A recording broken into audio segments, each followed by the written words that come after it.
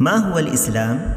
الإسلام هو الاستسلام لله بالتوحيد والانقياد له بالطاعة والبراءة من الشرك وأهله.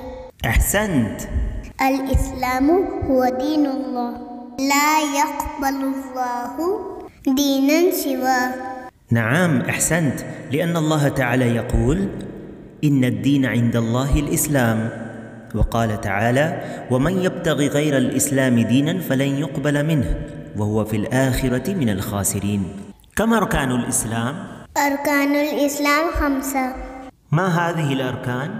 شهادة أن لا إله إلا الله وأن محمد رسول الله، وإقام الصلاة، وإيتاء الزكاة، وصوم رمضان، وحج بيت الله. أحسنت. ما الدليل على الصلاة والزكاة وتفسير التوحيد؟ قال الله تعالى: وما أمروا إلا ليعبدوا الله مخلصين له الدين حنفاء ويقيموا الصلاة ويؤتوا الزكاة وذلك دين القيمة.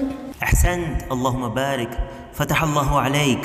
ودليل الصيام قوله تعالى: يا أيها الذين آمنوا كتب عليكم الصيام كما كتب على الذين من قبلكم لعلكم تتقون.